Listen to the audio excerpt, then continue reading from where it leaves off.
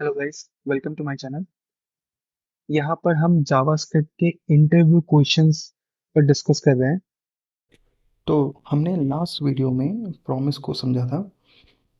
Now we will see async await in this video. Async await promise का extension है। So as we can see it contains two words, async and await. So पहले हम async को समझेंगे and then we will move to await. So async makes a function to return a promise. इसका क्या मतलब है कि किसी भी फंक्शन के पहले अगर हम एसिंक कीवर्ड को यूज़ करते हैं तो वो फंक्शन एक प्रॉमिस ही रिटर्न करेगा ऑलवेज।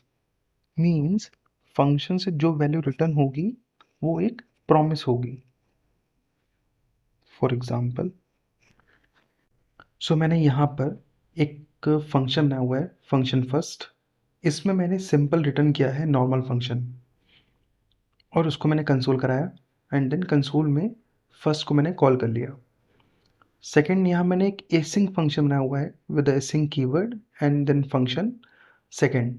इसमें मैंने सिंपली एक स्ट्रिंग रिटर्न करी है, async function console dot log and then second को उसके अंदर कॉल करा लिया।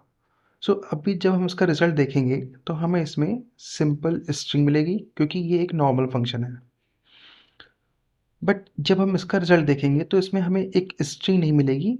जब इसमें हमें क्या मिलेगा, एक प्रॉमिस मिलेगा, बिकॉज एसिंक फंक्शन हमेशा एक प्रॉमिस रिटर्न करता है। लेट्स सी नॉर्मल फंक्शन जो कि हमें पहले फंक्शन के कंसोल से मिला है and then there is a promise. Promise promise state is fulfilled and result is async function जो कि हमको सेकंड फंक्शन को कॉल करने से मिला है। इस सेकंड फंक्शन में हमने सिंपली एक स्ट्रिंग को रिटर्न कराया था, बट हमको रिटर्न में एक प्रॉमिस मिला हुआ है। तो जब हम एक सिंग फंक्शन के अंदर प्रॉमिस को, स्पेशली प्रॉमिस को रिटर्न नहीं करते, प्रॉमिस के अलावा लाइक अगर हमने स्ट्रिंग रिटर्न किया हुआ है, नंबर है या बुलियन है, जो भी अगर हमें कोई और वैल्यू रिटर्न करी है एक्सेप्ट फ्रॉम द प्रॉमिस, तो जावा स्क्रिप्ट उस वैल्यू को एक प्रॉमिस के अंदर रैप करके हमको रिटर्न कर देता है। इसी वजह से हमको यहाँ पर डायरेक्टली एक स्ट्रिंग ना मिलके एक प्रॉमिस मिला हुआ है। एसिंक और अवेट का पर्पस क्या था, क्यों हम एसिंक और अवेट को यूज़ कर रहे हैं? तो एसिंक और अवेट का सिंपली एक ही पर्पस है, जो हम प्रॉमिस को जैसे यूज़ करते थे, प्रॉमिस को हम जब कंज्यूम कर रहे थे देन और कैश लगा के, तो उस पर्टिकुलर कोड को सिंप्लीफाई करने के लिए ही एसिंक अवेट का यूज़ किया जाता है। तो जैसे कि अगर यहाँ से इस सेकंड फंक्शन से हमें एक प्रॉमिस रिटर्न होता है, राइट? एक एसिंक फंक्शन एक हमें हमेशा क्या रिटर्न करेगा, एक प्रॉमिस रिटर्न करेगा। तो प्रॉमिस को हम कैसे कंज्यूम करते हैं, देन और कैश लगा के। अगर देन हमारा तब चलेगा जब रिजॉल्व हो जाएगा प्रॉमिस, और रिजेक्ट हुआ तो हमारा कैश मेथड चलेगा, राइट? यहाँ पर इस सेकंड फंक्शन को लिखने का एक और तरीका है, इस तरह से। मैंने यहाँ पर एक थर्ड फंक्शन बनाया, सिंक फंक्शन थर्ड, एंड इसमें मैंने एक प्रॉमिस लिया हुआ है। Let promise equal to new promise. अब प्रॉमिस के अंदर एक कॉल बैक होता है, उस कॉल बैक के अंदर हम एक रिजॉल्व कॉल बैक लेते हैं एंड देन एक reject call back. So suppose मैंने अभी इसको जस्ट रिजॉल्व कराया with the result of simply एक स्ट्रिंग एसिंग फंक्शन, एंड देन मैंने सेम प्रॉमिस को रिटर्न करा दिया। एसिंग फंक्शन से मेरा एक प्रॉमिस रिटर्न हो रहा है इस बार, ठीक है? देन कंसोल डॉट लॉग, जैसे हम थर्ड को हम कॉल कराएंगे तो हमको क्या मिल जाएगा, एक प्रॉमिस मिल जाएगा। ये लिखना और इसको इस तरह से लिखना दोनों सेम है।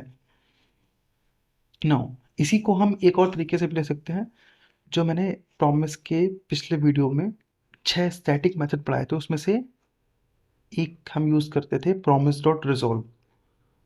अगर हम डायरेक्टली लिखें return promise dot resolve and then string function string, और ये जो हमको रिटर्न करेगा ये भी क्या होगा, एक प्रॉमिस होगा, राइट? इसको इस तरह से लिखना कि यहाँ पर सिंपली एक स्ट्रिंग रिटर्न हो रही है, जो कि प्रॉमिस में जावास्क्रिप्ट इस स्ट्रिंग को प्रॉमिस में रैप कर देगा। सो ये लिखना एंड देन इसको इस तरह से लिखना एंड इस तरह से लिखना, ये तीनों ही सेम है, सेम रिजल्ट देंगे हमको। Okay, we will check.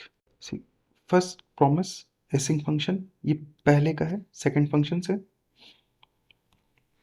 Then promise fulfilled async function ये हमें थर्ड फंक्शन से मिला हुआ है, and then promise fulfilled async function ये हमें फोर्थ फंक्शन से मिला है।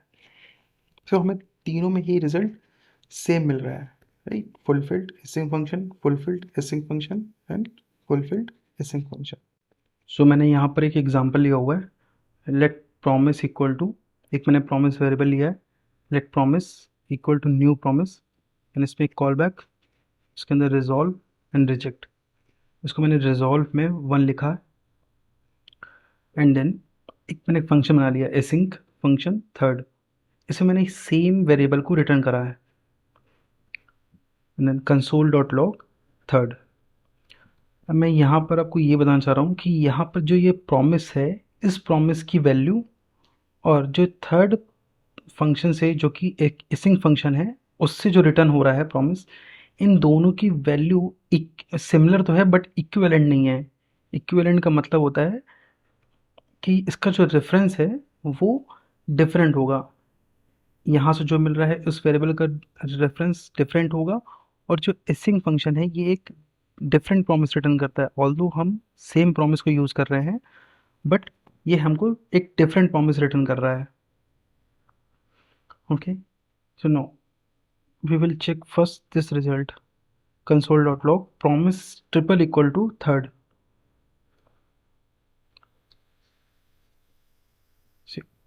यहाँ पर हमको फॉल्स मिला हुआ है, फॉल्स।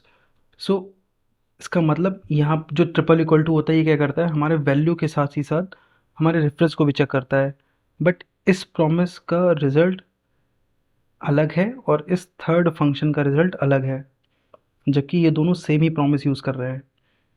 ओके, नाउ मैंने एक यहाँ पर एक दूसरा फंक्शन बना रखा है फोर्थ, इसमें से मैंने प्रॉमिस डॉट रिजॉल्व को यूज़ किया हुआ और इसमें मैंने सेम प्रॉमिस यूज़ किया है जो कि एक रिजल्ट रिटर्न कर रहा है रिजॉल्व 1।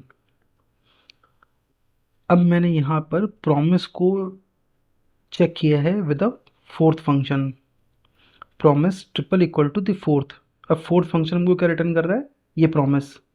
अब ये आपको ये देखना है, यहाँ पर ये मैंने नॉर्मल फंक्शन की तरह यूज़ किया, ये एक एसिंक फंक्शन नहीं है, ये प्रॉमिस तो रिटर्न करेगा बट ये एसिंक नहीं है, ठीक है? तो यहाँ पर इस प्रॉमिस की वैल्यू और इस फोर्थ फंक्शन से रिटर्न हुए प्रॉमिस की वैल्यू सेम होगी, इक्विवेलेंट होगी, सिमिलर नहीं, सिमिलर तो होगी ही होगी, साथ ही साथ इक्विवेलेंट होगी। तो promise triple equal to fourth ये हमको ट्रू रिटर्न करेगा, ये यहाँ पर हमको ट्रू रिटर्न कर रहा है क्योंकि इस प्रॉमिस की रिजॉल्व की वैल्यू 1 है और फोर्थ फंक्शन की रिटर्न वैल्यू भी 1 है। एसिंक और अवेट का हम यूज़ प्रॉमिस को इजी वे में राइट करने के लिए यूज़ करते हैं, right? So now it's time to know what is await. So first thing, await को हम सिर्फ और सिर्फ एसिंक फंक्शन के अंदर ही यूज़ कर सकते हैं। जिस फंक्शन में अवेट कीवर्ड होगा तो ये उस फंक्शन की एग्जीक्यूशन को पॉज कर देगा और एक प्रॉमिस के रिजॉल्व होने का वेट करेगा। जैसे ही वो प्रॉमिस रिजॉल्व हो जाएगा और रिजल्ट हमको मिल जाएगा तो ये फंक्शन का एग्जीक्यूशन कंटिन्यू हो जाएगा। तो अवेट क्या करता है कि एसिंक फंक्शन की एग्जीक्यूशन को स्टॉप करता है। तो एग्जीक्यूशन कहाँ स्टॉप होती है, जहाँ वो सिंक्रोनस वे में होता है, जहाँ पर कोई भी चीज़ सिंक्रोनस वे में काम करेगी वहाँ ही एग्जीक्यूशन स्टॉप होता है। तो अवेट एक काम करता है, सिंक्रोनस वे में तो काम करता है बट ये एसिंक्रोनसली चीज़ों को हैंडल करता है। जिस फंक्शन में हमने एसिंक कीवर्ड को यूज़ किया होगा सिर्फ उस पर्टिकुलर फंक्शन के लिए ही ये एग्जीक्यूशन को होल्ड करेगा। एक एसिंक्रोनस फंक्शन के अंदर अवेट एक्सप्रेशन सिंक्रोनस वे में बिहेव करता है by suspending execution until the promise is fulfilled or rejected। जब हम किसी भी एसिंग फंक्शन के अंदर अवेट का यूज करेंगे तो जो अवेट की रिटर्न वैल्यू होगी वो प्रॉमिस की रिजॉल्व वैल्यू हो जाती है। ओके, सो हम इसे एक एग्जांपल से समझते हैं। मैंने यहाँ पर एक फंक्शन लिया, फंक्शन a1। अभी इस फंक्शन से हम एक प्रॉमिस रिटर्न करेंगे, रिटर्न न्यू प्रॉमिस। प्रॉमिस के अंदर एक कॉल बैक फंक्शन होता है, उसमें रिजॉल्व एंड रिजेक्ट।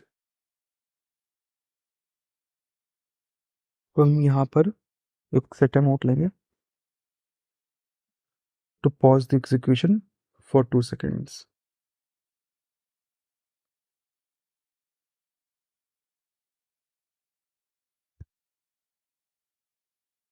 यहाँ पर हम इस रिजॉल्व वाले फंक्शन को कॉल करेंगे फर्स्ट, एंड हम चाहें तो हम यहाँ पर एक कंसोल भी दे सकते हैं, like a1 is resolved। Okay, अब हम यहाँ पर एक फंक्शन बनाएंगे, एक async function, async function test. अब ये जो a1 फंक्शन था, इससे हमने क्या रिटर्न किया है, प्रॉमिस। ठीक है, so if a promise is pass to the await expression, तो अवेट हम कहाँ यूज़ करते हैं, async फंक्शन के अंदर। तो मैंने यहाँ पर एक वेरिएबल लिया, const result equal to await, and await के साथ हम क्या देते हैं, प्रॉमिस देते हैं। So if a promise is pass to await, it waits for the promise to be fulfilled and return that value। Okay, so ये जो प्रॉमिस रिटर्न हो रहा है, तो हमने a1 को यहाँ पर कॉल करा लिया। अब यहाँ से जो प्रॉमिस रिटर्न होगा वो अवेट पे चला जाएगा, और अवेट उस प्रॉमिस के लिए, उस प्रॉमिस के फुलफिल होने का वेट करेगा। Then console dot log result, and हम इस टेस्ट फंक्शन को कॉल करके देखेंगे। सो 2 सेकंड के वेट के बाद ये इसने हमको दिया a1 is resolve and first. So a1 is resolve, ये कंसोल डॉट लॉग का मैसेज है, एंड देन फर्स्ट रिजॉल्व का है। नाउ अब हम एक एग्जांपल और देखेंगे जिसके अंदर हम एक से ज़्यादा अवेट यूज़ करेंगे एसिंग के अंदर। Okay, so now we will see the second example. So मैं यहाँ पर एक फंक्शन बना लेता हूँ, फंक्शन b1 सेम रहेगा। इसमें भी हम एक प्रॉमिस को रिटर्न करेंगे, बस ये जो प्रॉमिस है ये हमारा 1 सेकंड के बाद चलेगा। सेट टाइम आउट में मैंने 1 सेकंड लगाया है, एंड देन रिजॉल्व मैं सेकंड पास कर दूंगा, एंड कंसोल में मैं b1 is resolve, this one. Okay, अब यहाँ पर जो मेरा टेस्ट फंक्शन था जो कि एक एसिंग था, इसके अंदर हम अवेट यूज़ कर रहे थे, राइट। सो अब हमें यहाँ पर एक चीज़ करनी है, const result 2 equal to await b1, and first one को मैं रिजल्ट 1 लिख दे रहा हूँ। So console dot log result 1 and result 2। अब हम इसको एक बार रन करके देखेंगे, देखते हैं क्या आता है। Okay, so after 2 seconds a1 is resolved, and then after 1 second b1 is resolved, and first and second हमको लास्ट में जो रिजॉल्व के मैसेज थे वो हमको मिले हैं। अगेन 2 सेकंड के बाद a1, 1 सेकंड के बाद b1। सो क्या हुआ यहाँ पर कि जब हमने फर्स्ट टाइम अवेट चला, तो अवेट क्या करता है, हमारे एग्जीक्यूशन को सस्पेंड कर देता है, करेक्ट। तो वो a1 में गया और उसने 2 सेकंड का पॉज लिया, एंड देन उसने ये कंसोल को प्रिंट कर दिया। अब जो ये रिजॉल्व था, इसका हमारे मैसेज मिल गया फर्स्ट। ओके, बट अगेन जब तक हम इसको कंसोल नहीं कराएंगे तब तक ये प्रिंट नहीं करेगा उसको। तो हमारे जो वैल्यू आ रही थी रिजॉल्व से, वो हमारी रिजल्ट 1 वाले वेरिएबल में सेव हो गई। Now the second line is await b1। तो b1 जब चलेगा तो वो अगेन 1 सेकंड के लिए वेट करेगा, एंड देन 1 सेकंड कंप्लीट होते ही b1 इज रिजॉल्व।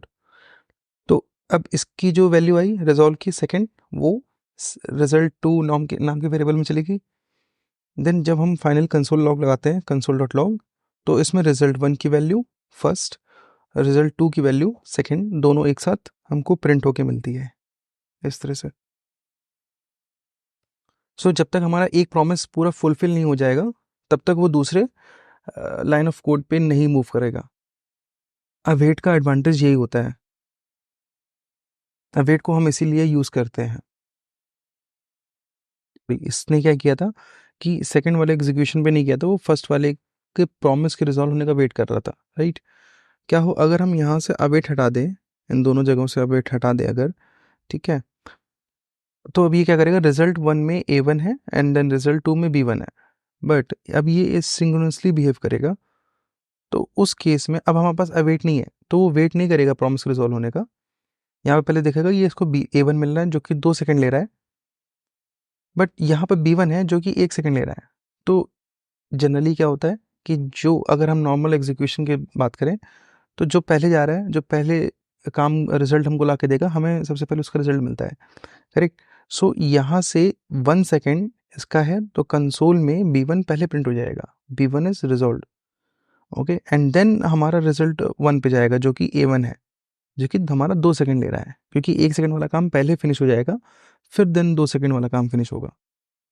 तो उसके बाद हमारा A1 इज रिजॉल्व चलेगा। बट अगेन ये हमारा प्रॉमिस है, तो अगर हमें यहाँ पर अवेट लिखना पड़ेगा, क्योंकि अगर हम अवेट नहीं लिखेंगे तो हमें ये बेसिकली प्रॉमिस ही रिटर्न करने वाले हैं। ओके, जस्ट अ सेकेंड, अगर हम बिना अवेट लिखे हम इसका रिजल्ट देखते हैं, see B1 is resolve first and then A1 is resolve. So आपको यहाँ पर ये दिख रहा है कि ये हमें प्रॉमिस रिटर्न कर रहे हैं, राइट, ना कि वैल्यू। बट चूँकि हमें यहाँ पर डायरेक्टली वैल्यू दिखनी चाहिए थी, जब हमें फर्स्ट और सेकेंड हमको मिल रही है, बट ये हमको उसकी वैल्यू ना दिखा के हमको ये क्या दिखा रहे हैं, एक प्रॉमिस दिखा रहे हैं, राइट। वो इस वजह से क्योंकि हमने यहाँ पर अवेट नहीं लिखा हुआ है, उस प्रॉमिस को हमने रिजॉल्व नहीं किया है। ओके, देन सो जब हम यहाँ पर अवेट यूज़ करेंगे, सो अवेट क्या करेगा, रिजल्ट 1 जिसमें A1 आ रहा था और A1 में क्या आ रहा था, first, and then result 2 B1, और B1 में क्या आ रहा है हमारा, सेकेंड। सो हमारा ये पहले first and then second print कर देगा। बट आप यहाँ पर अगर आप देखोगे तो पहले कौन सा एग्जीक्यूट हो रहा है, हमारा A1 एग्जीक्यूट ना होके हमारा B1 एग्जीक्यूट हो रहा है पहले, क्योंकि B1 हमारा कम से कम टाइम में हो जा रहा है, 1 सेकंड में ही रिजल्ट दे दे रहा है, और हमने यहाँ पर अवेट लगा के उसके एग्जीक्यूशन को पॉज भी नहीं किया है। अगर हम यहाँ पर अवेट लगाते, जो कि हमारा पहला एग्जाम्पल था, उसमें ये क्या कर रहा था, एग्जीक्यूशन को पॉज कर दे रहा था, तो एग्जीक्यूशन हमारा इसी प्रॉमिस पे ही स्टक हो जाएगा जब तक ये प्रॉमिस रिजॉल्व नहीं होगा। सो अब हम यहाँ पर क्या करेंगे कि जो हमारे पास A1 और B1 है, जो कि एक प्रॉमिस रिटर्न कर रहे हैं, अब हम इन दोनों ही प्रॉमिस को एक साथ रन करेंगे और उन दोनों प्रॉमिस के रिजॉल्व होने का वेट करेंगे। सो अगर हमें दोनों प्रॉमिस एक साथ ही रिजॉल्व कराने हैं, देन हम प्रॉमिस डॉट ऑल का यूज़ कर सकते हैं यहाँ पर। So const result 3 equal to promise dot all, all में क्या जाता है, एक एरे ऑफ प्रॉमिस जाता है, तो एरे में पहले मैंने A1 पास करा एंड देन B1। अब ये चीज़ याद रखनी है कि जब ऑल का जो रिज़ल्ट आता है वो भी एक एरे में आता है, लाइक A1 से जो रिज़ॉल्व निकलेगा वो फर्स्ट, और B1 से जो रिज़ॉल्व निकलेगा सेकंड, तो ये हमें एरे मिलेगा, और एरे में आने वाली जो वैल्यूज़ के सीक्वेंस होगा वो वही सेम सीक्वेंस होगा जिस सीक्वेंस में प्रॉमिस को पास किया गया है। ओके, सो अब हम यहाँ पर वेट लगा देंगे इस प्रॉमिस के पहले। तो यहाँ पे क्या होगा कि प्रॉमिस डॉट ऑल में A1 एंड B1, तो B1 को 1 सेकंड लगेगा काम करने में, एंड देन A1 को लगेगा 2 सेकंड। तो जो पहला 1 सेकंड होगा उसमें तो B1 हमारा काम कर चुका होगा, तो ये हमको दे देगा B1 is resolved. Then next 1 second में, यानी कि आपके 2 सेकंड पूरे हो गए, और उस 2 सेकंड में A1 इज़ रिजॉल्व्ड, ये हमको दे देगा, करेक्ट। सो यहाँ से हमको एक एरे मिलेगा, उस एरे में हमें पहले मिलेगा फर्स्ट एंड देन सेकंड वाले में मिलेगा second. So we will check the result for result 3 variable, and result 1 and 2 को मैं हटा दे रहा हूँ। After 1 second B1 and another 1 second A1। और यहाँ पे जो हमको रिजल्ट मिला इसमें फर्स्ट एंड सेकंड। अब फर्स्ट और सेकंड का जो सीक्वेंस आ रहा है वो उसी सेम सीक्वेंस में होगा जिस सीक्वेंस में आपने प्रॉमिस को पास किया हुआ है। अगर हम इसमें यहाँ पर B1 को पहले पास करेंगे और A1 को बाद में, तो हमको रिजल्ट में भी क्या मिलेगा, सेकंड पहले मिलेगा एंड देन फर्स्ट बाद में मिलेगा। तो प्रॉमिस डॉट ऑल हमारा ये करता है, सारे के सारे जितने भी प्रोमिस में पास किए गए हैं सबकी रिजॉल्व होने तक का वेट करता है। सो यहाँ पर बात आती है कि जो हमने सबसे पहले एग्जांपल देखा था जिसमें हमने अवेट A1 एंड रिजल्ट 2 में अवेट B1 लिखा हुआ था, तो इस एग्जांपल में क्या हो रहा था कि A1 को रिजॉल्व होने में 2 सेकंड लग रहे थे और 2 सेकंड तक के लिए बाकी इस टेस्ट का एग्जीक्यूशन पॉज था। नेक्स्ट जब B1 पे आ रहा था तो ये अगेन हमारा 1 सेकंड ले रहा था, तो टोटल मिलाकर इस टेस्ट को रन होने में 3 सेकंड लगे। बट जब हमने प्रॉमिस डॉट ऑल का यूज़ किया तो वहाँ पर हमको क्या हुआ कि प्रॉमिस डॉट ऑल का अगर आप टोटल टाइम निकालते कैसे हो कि इसमें जो सबसे स्लोएस्ट टाइम होता है, तो सबसे स्लोएस्ट टाइम हमारा है 2 सेकंड ये। तो हमारे प्रॉमिस डॉट ऑल के एग्जीक्यूशन टाइम एग्जैक्टली कितना होगा, 2 सेकंड।